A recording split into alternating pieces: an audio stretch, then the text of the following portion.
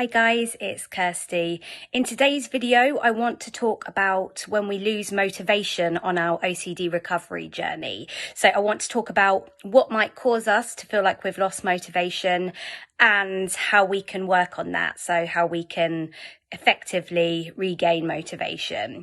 But before I go into that, I would like to ask, please do subscribe by clicking on the subscribe button below in order to stay up to date with new videos as they're released.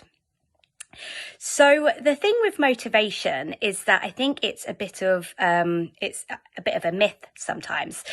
It's like we think that we need to have motivation to be able to do things. We feel like we need to feel like almost like an energy or an extra drive in order to do things or work on things and improve things.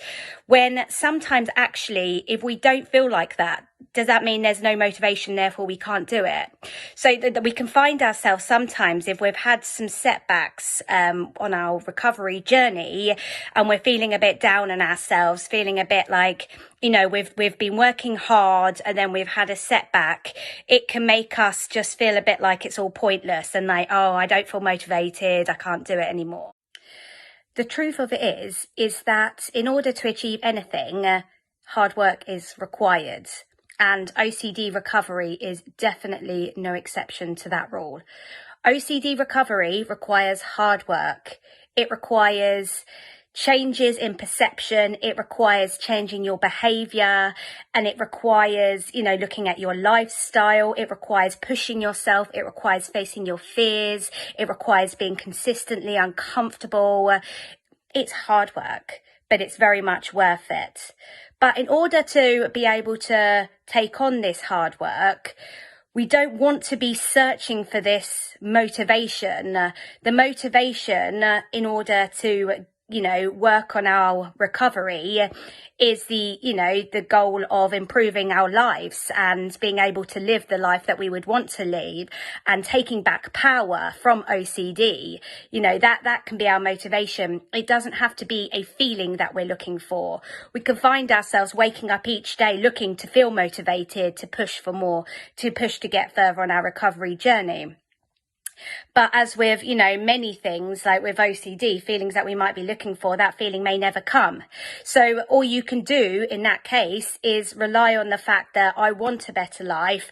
This is what I've been told I need to do. So I'm going to continue pushing through this.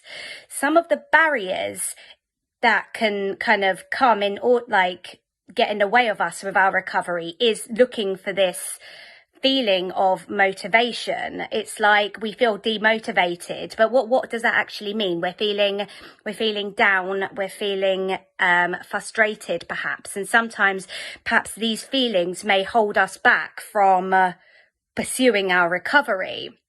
So in the book, the first book on the reading list, Stubbornly Refuse to Make Yourself Miserable About Anything, Albert Ellis talks about human beings having a frustration tolerance. And part of working on, reducing our emotional disturbances, such as anxiety, depression and rage, it takes work. And in order to continue persisting with that work, we may need to improve our frustration tolerance, because sometimes as human beings, if we feel like we're putting something into something and it feels like it's not working, we can feel ourselves feeling more and more frustrated, and then it just sometimes you can feel like, oh, I just don't want to do it anymore. So what we want to do is, no matter how frustrated we might feel with our OCD recovery journey, we want to still continue pursuing it, because our minds, our brains are always in the background with, obviously the principle of CBT is cognitive behavioral therapy. The behavior side, our behavior, how we're behaving can affect, our beliefs about things and our thoughts, etc. Like with avoidance with OCD, if we're continuously avoiding things or doing compulsions, we're acting this stuff out, our brain is in the background there taking notes saying, oh, okay, this is terrible. This would be terrible if this happened. So I need to keep sending the warning signs. I think you can apply the same principle when it comes to, thinking, oh, I'm not going to work on my recovery. F it. Don't have the motivation today. But if you were to make the choice to just do what you need to do for your recovery, even if you don't feel any enthusiasm, your brain is in the background taking notes, maybe sort of realizing, well, I can send all the frustrated feelings I want to, but this person is still, the host of me is still pursuing the things that they want to pursue. They're not waiting to feel motivated. So perhaps, I don't have to send as much frustration. So with motivation, the truth is, whether it's OCD, anxiety or depression or whatever anybody is suffering from, the chasing of that feeling of motivation is potentially going to become part of the problem. It's like, oh, you want to wake up one day feeling a bit different. You're bearing in mind you're exhausted from all of the mental work that you're doing, because trying to work out what how to help yourself with the, what's real and what's not with OCD, or maybe physically exhausted from physical compulsions, maybe lack of sleep as well, maybe not taking care of yourself because of how you're feeling about yourself thanks to your OCD. So you're waking up trying to expect to feel motivated when in fact you're just, why should you wake up this day feeling any different to the day before? It's like that kind of impossible pursuit for this quick fix in a way, like, oh, I need a magic pill to make me suddenly feel like, right, yeah, that's it. Today I'm going to do it. It's like that chasing that feeling of motivation is like the desperate scramble in effect to try and find, the magic solution that's going to get you on the right recovery path. When in fact, what's going to get you on the right recovery path is doing it no matter how you're feeling. So no matter how you're feeling, do the things that you've learned that you need to do that can help you. So, working on your exposures, working on your cognitive therapy, depending on what the plan is there, whether that's working on irrational beliefs, etc. Choosing to not avoid, choosing to take better care of yourself if that's part of, if OCD has caused you to feel low about yourself, not take care of yourself, choosing to take care of yourself, live a healthy lifestyle, eat well, exercise, get out in the fresh air, get out in social situations. It's making these choices regardless of how you feel. Because when you're doing that, your brain is there taking notes that how you're feeling, the messages it's sending you are irrelevant. Whereas if you react to how you're feeling all the time, including a lack of motivation, then you're at the whim of your every thought, feeling and emotion. And that's, part of the problem with OCD is that we react to the discomfort, and react to thoughts and feelings, urges, etc. And it takes us out of our everyday life and kind of moves us off course from away from the things that we want to be doing. So as we've talked about in some of the other videos, the pursuit of feeling calm and relaxed, and sometimes, fuel the anxiety even more because we feel so desperate to feel calm or relaxed. And the same applies to the more we're chasing feelings of happiness or feelings of love in our OCD, for example, the more we're adding barriers to ourselves because we're checking and it's not there. And the same can end up happening with that feeling of motivation. Whatever we're expecting to feel, the more we're looking for it and waiting for it, the longer we'll be waiting for it to come. So the message that I'm trying to convey here is that we don't want to be looking for a feeling of motivation. We want to be our own, we want to be our own motivation. We want to do it because this is what we've been told will help us live a better life, and we want to choose to pursue it. Nobody else is going to give it to us, and it's not going to come easy. We have to work for it. Nothing worth having is without hard work behind it, and this is no exception. So the point that I'm trying to make here is that yes, it can be very demotivating when we have dips in our recovery. We're putting in a lot of work and it's taking a while to see the results. Yes, that can be really demotivating. But if we stop working on our recovery because we feel, we think we're feeling demotivated, we're not going to get any better. We're completely removing any chance of getting better. Yet if we continue working on it, there's a chance that we can get better. So we're already increasing our chances of getting closer towards where we'd like to be by simply just doing it, regardless of how we feel.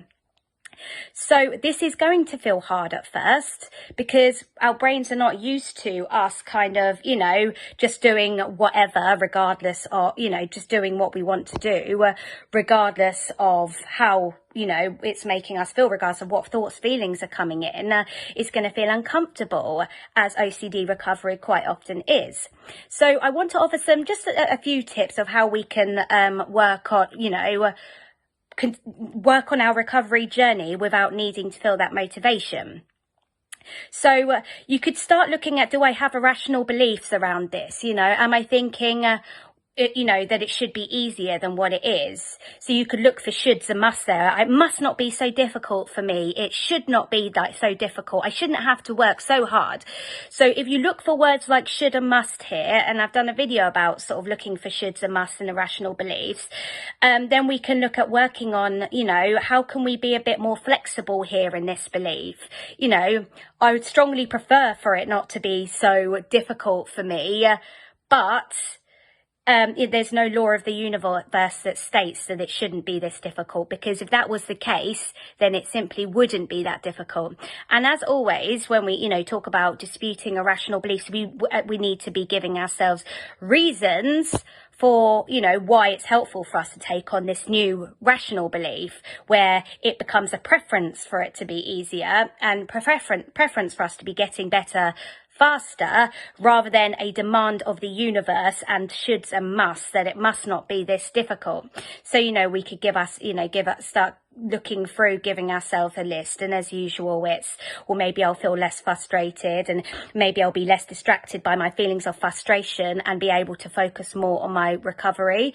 So you could really dig deep into the things that are important to you to list, because you have to give your brain reasons, benefits essentially, in order to make it change these neuro pathways, these, whatever's going on there that makes these beliefs change into something more rational. So with this, it's working on frustration tolerance as well, can be very, very useful.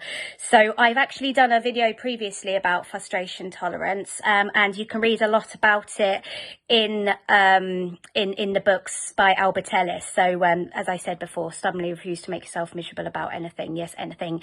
And I think he mentions it potentially in The Myth of Self-Esteem as well. But either way, frustration tolerance is important here. You can choose to grow your frustration tolerance.